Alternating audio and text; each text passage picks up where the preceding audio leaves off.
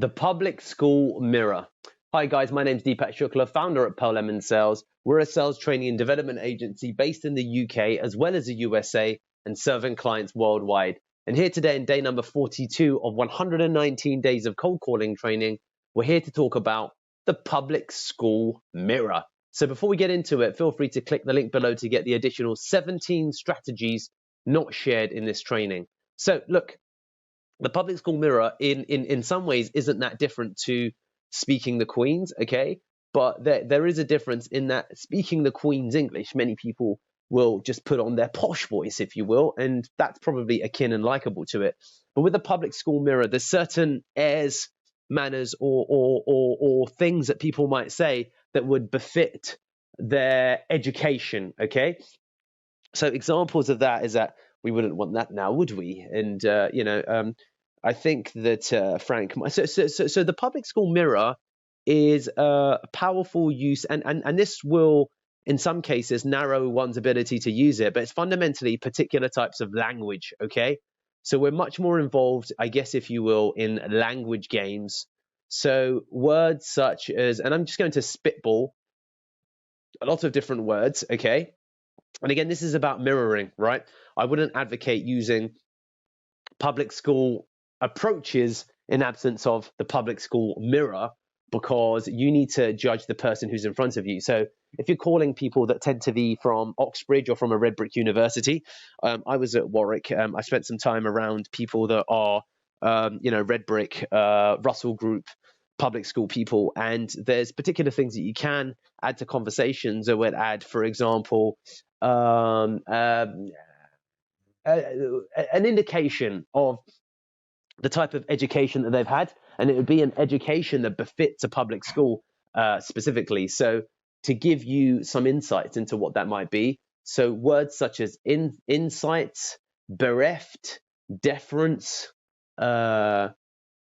extraordinary, I'm trying to think of more words, verbose, vernacular, deference, assuming, inference, underlying, misappropriate, conflate. These are examples of words that are taken from some of my literary as a word, my education, which would imply that Deepak's potentially gone to public school. So I've had the opportunity to have studied English literature at university at Warwick, and it's afforded me a level to some degree, and there's people that are way better at it, language that's powerful under an uncertain context. So if you've got a really decent vocabulary, then you can integrate it into the public school mirror.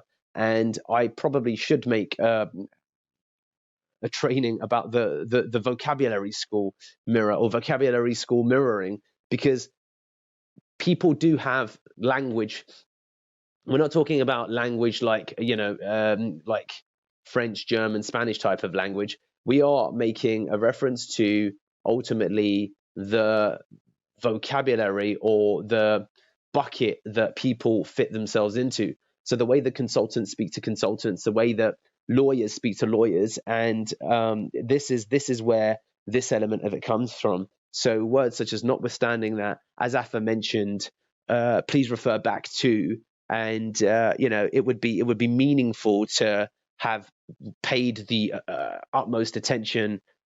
As per our last call, one of the issues that we're going to discuss today, and that has been at hand for several months now, Richard. So guys, can you see the way that I'm communicating there in a particular type of style? I don't use that language too often, so I'm beginning to lose that language, but in certain instances I can call upon it for just probably a couple of minutes before people would see through it quite quickly, that it's not where I'm at home, but having the ability to temporarily place your language home there is definitely absolutely going to help you. So this, to a degree, depending upon its use, will be something that you kind of have or you don't.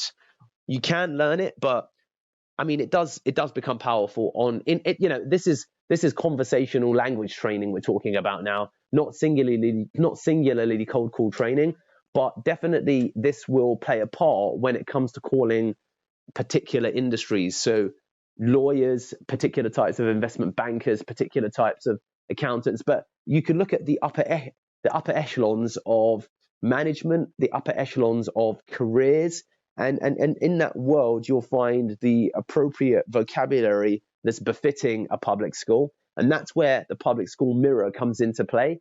And hopefully you can see from some of the vocabulary that I've been using that's full of perhaps superlatives, full of words such as expansive, or even combining words such as expansive and words that veer towards a more literary or descriptive evocation of